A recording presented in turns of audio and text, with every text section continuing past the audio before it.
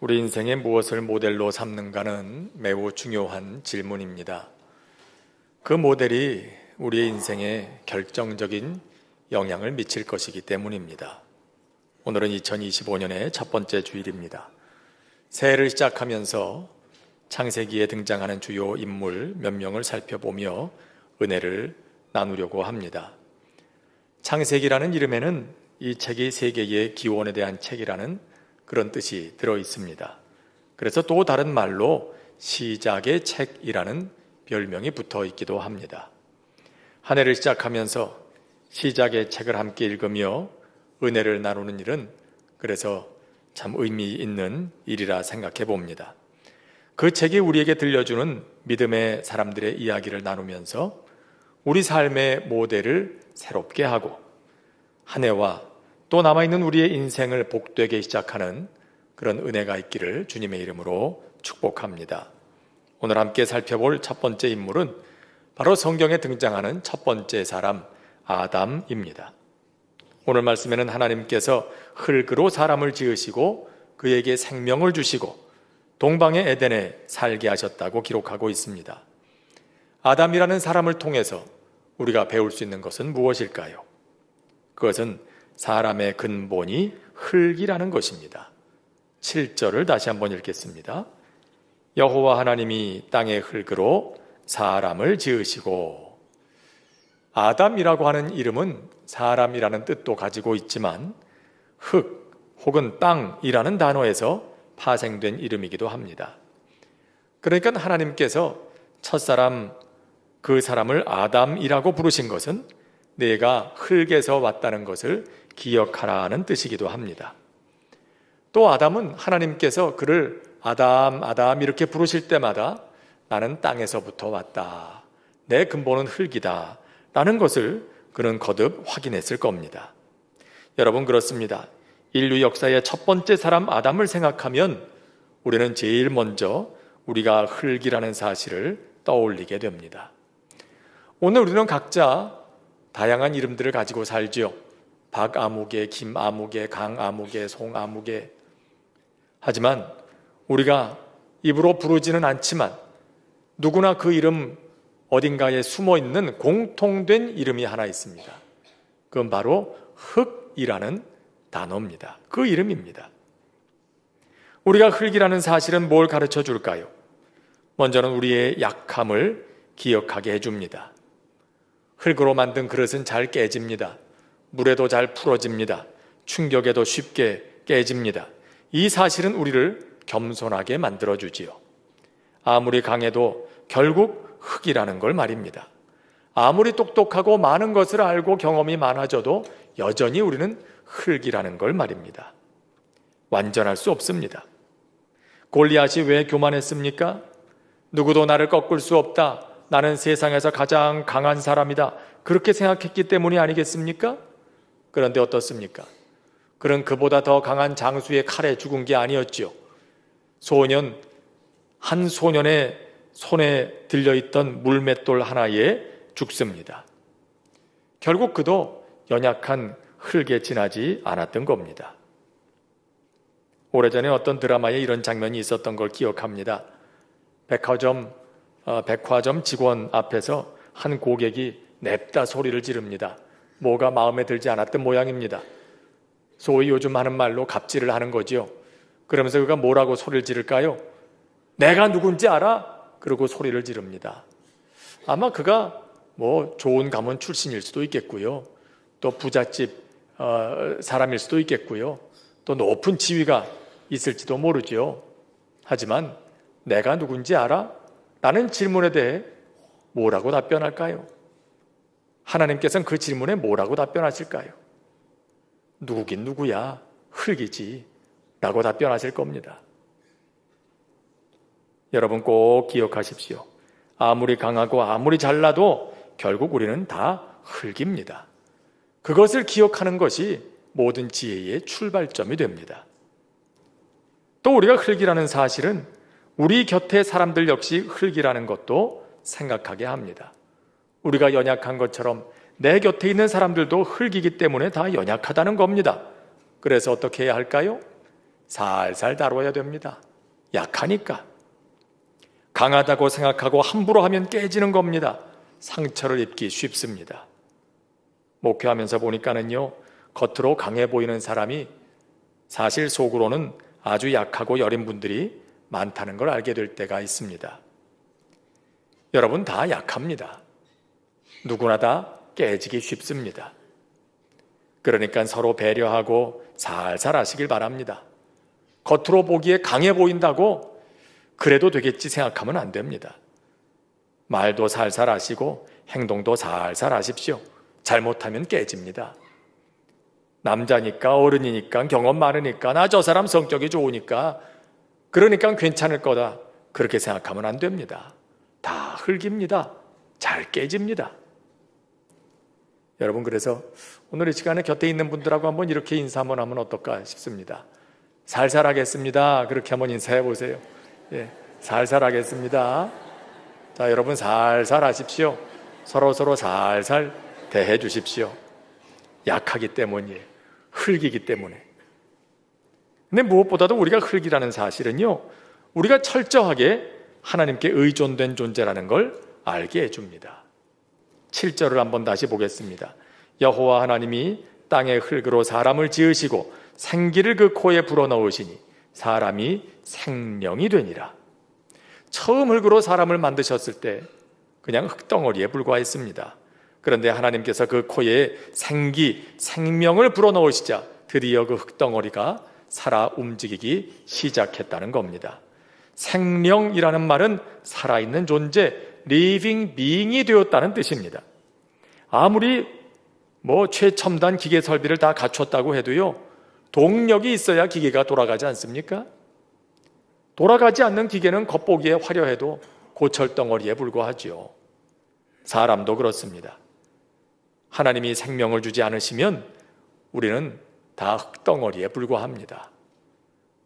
우리가 흙이라는 걸 기억할 때 우린 이런 사실을 생각하게 됩니다.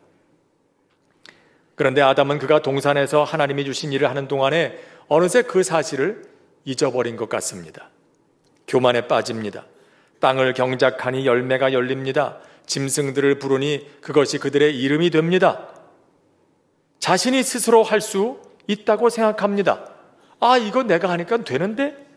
땅을 가니까 열매도 생기고 짐승들 이름을 부르니까 내가 부른 이름이 그들의 이름이 되네? 이거 되네? 마음의 교만이 싹트기 시작합니다. 아담은 사탄의 유혹에 빠져서 교만하게 된 게 아니고요. 이미 그의 마음속에 싹트고 있던 교만을 사탄이 이용한 거죠. 그래서 사람은 실패할 때가 아니라 성공할 때가 더 위험합니다. 해보니 할만하거든요. 내가 할 수 있을 것 같거든요. 하나님 없어도 말입니다. 그래서 기도하지 않습니다. 말씀을 멀리하기 시작합니다. 예배를 멀리하기 시작합니다. 여러분, 이럴 때 우리가 기억해야 하는 것이 바로 이겁니다. 나는 흙이다. 나는 결국 하나님께 철저히 의존할 수밖에 없는 그런 존재다 라는 걸 기억해야 하는 것이죠. 둘째로 우리가 흙이라는 사실은 하나님의 은혜를 생각하게 합니다. 우리는 흙일 뿐입니다. 먼지일 뿐입니다. 그런데 그런 우리를 하나님이 사랑하신답니다. 연약하니까 함부로 하시는 게 아니고, 흙이라서 함부로 하시는 게 아니고요. 도리어 흙이기 때문에, 연약하기 때문에 더 은혜를 베푸시고 더 조심스럽게 우리를 대하십니다. 시편 103편에 보면 이렇게 기록합니다. 아버지가 자식을 긍휼히 여김같이 여호와께서는 자기를 경외하는 자를 긍휼히 여기시나니 이는 그가 우리의 체질을 아시며 우리가 단지 먼지뿐임을 기억하심이로다. 하나님께서 우리를 불쌍히 여기시는 이유가 뭐라고 합니까? 우리가 먼지뿐인 그런 존재라는 걸 아시기 때문이랍니다. 여기서 먼지라는 말은 오늘 본문에 나오고 있는 2장 7절의 흙이라는 단어와 같은 단어입니다. 흙이라서 그렇지, 먼지라서 그렇지, 그렇게 우리의 연약함을 아시기 때문에 그래서 우리를 살살 다루십니다. 세게 다루셨다면, 하나님의 입장에서만 생각하고 하나님의 힘대로 세게 다루셨다면, 그렇다면 벌써 우린 다 망했어야 합니다.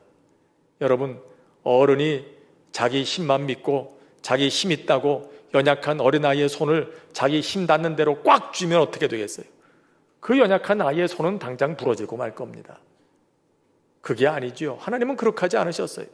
내게 힘이 있다고 힘이 있는 대로 연약한 흙인 우리를 하나님의 힘대로 마음대로 하지 않으셨어요. 오히려 하나님께는 전능하신 능력이 있지만 우리를 살살 다루어 주십니다. 회복 불가능할 정도로 아주 망가질까 봐, 혹시라도 영영 망할까 봐 살살 다루십니다. 그래서 여기까지 온 겁니다. 심지어 흙에 지나지 않은 우리를, 그것도 죄에 물들어버린 심각한 흠을 갖게 된 우리를 살리시겠다고 하나님께서는 성자 예수님을 보내십니다. 자신의 생명을 거십니다. 하나님의 모든 것을 내어주십니다. 거기서만 끝나는 게 아니라 우리 안에 하나님의 형상이 온전히 이루어질 때까지 성령님을 보내주셔서 우리를 도와주십니다. 우리가 흙이라는 사실을 생각할 때 우리를 위해서 쏟아부으신 하나님의 이와 같은 사랑을 생각하게 됩니다. 우리가 뭐라고 이렇게까지 아실까? 그저 흙일 뿐인데, 아무것도 아닌 먼지일 뿐인데, 그런 우리를 위해서 하나님께서 이렇게 아실까? 이렇게까지 아실까? 그걸 생각할 때 하나님의 사랑의 크기를 우리는 생각하게 됩니다. 셋째로, 우리가 흙이라는 사실을 기억할 때 우리는 하나님의 동력자로 살아갈 수 있게 됩니다. 8절을 읽겠습니다. 여호와 하나님이 동방의 에덴에 동산을 창설하시고 그 지으신 사람을 거기 두시니라. 에덴은 단순히 사람이 살아갈 수 있도록 하나님이 마련해 주신 작은 땅덩어리에 지나는 것이 아닙니다. 아담이라는 사람이 하나님이 창조하신 모든 인류를 대표하듯이 에덴이라는 곳은 하나님이 창조하신 세계를 대표합니다. 그러니까 하나님께서 사람을 그 동산에 두시고 땅을 경작하며 짐승들의 이름을 짓게 하셨다는 것은 그 동산을 관리하라고, 잘 가꾸라고, 다시 말해서 하나님이 창조하신 세계를 통치하는 통치권을 사람에게 위임하셨다는 뜻입니다. 여러분, 그렇습니다. 사람은 비록 흙이지만, 연약한 존재지만 하나님과 동력하는 영광스러운 존재이기도 합니다. 그렇게 이 세계를 맡기시려고 사람을 하나님의 형상으로 만드신 겁니다. 그래야 하나님의 마음을 알고 그 뜻을 헤아리고 그 뜻을 따라 이 땅을 다스릴 수 있을 것이기 때문입니다. 많은 사람이 하나님의 형상이라는 말을 사람들만이 가지고 있는 특권으로 이해하곤 합니다. 하지만 이런 관점에서 보면 이건 특권이라기보다는 두렵고 떨리는 우리에게 주어져 있는 사명이요 또 책임으로 이해함이 옳을 것입니다. 자, 그런데 보십시오. 그런 아담이 자신이 흙이라는 사실을 잊어버리고 교만해져서 하나님의 말씀을 어기고 동산 중앙에 있는 나무 열매를 먹습니다. 그리고 그 동산에서 쫓겨나게 되었다고 성경은 기록합니다.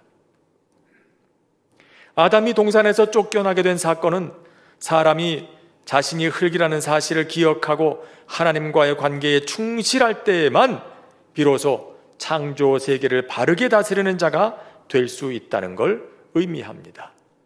에덴에서 쫓겨났다는 건 그가 더 이상 자격을 갖추고 있지 못하다는 걸 보여주시는 장면이죠. 에덴에서 쫓겨난 뒤에도 사람들은 여전히 에덴 밖에서 세상을 다스리려고 합니다. 하지만 그 다스림이 세상에 생명을 주는 게 아니라 죽음을 가져오기 시작합니다. 하나님의 뜻은 이 땅에 재앙이 아니라 평안과 소망을 주시는 것인데 자신이 흙이라는 사실을 잊어버린 사람의 다스림은 재앙과 절망을 가져다 줍니다. 하나님의 통치가 아니라 죄의 통치가 되어버렸기 때문입니다. 오늘도 우리는 우리를 통해서 하나님의 뜻이 이 땅에 이루어지기를 기도하지 않습니까? 그 기도의 응답은 어디서부터 시작될까요? 바로 우리가 흙이라는 사실을 기억하는 일로부터 시작됩니다. 여러분, 한 해를 시작하면서 우리가 흙이라는 사실을 다시 기억할 수 있기를 바랍니다. 여기가 출발점입니다. 첫 단추를 잘 끼워야 옷이 맵시가 나는 것처럼 우리가 흙이라는 사실을 기억해야 우리의 인생도 멋이 나는 겁니다. 그리고 하나님이 부어주시는 모든 은혜가 풍성하게 임하게 되는 겁니다. 가정에도, 직장에서도, 우리의 삶의 모든 영역에서도 말입니다. 그리고 그것을 기억할 때 우리는 하나님과 동역하는 영광스러운 삶을 살아가게 될 것입니다. 오늘 우리에게 주신 말씀 생각하면서 함께 찬송 부르고 합심해서 기도하도록 하겠습니다.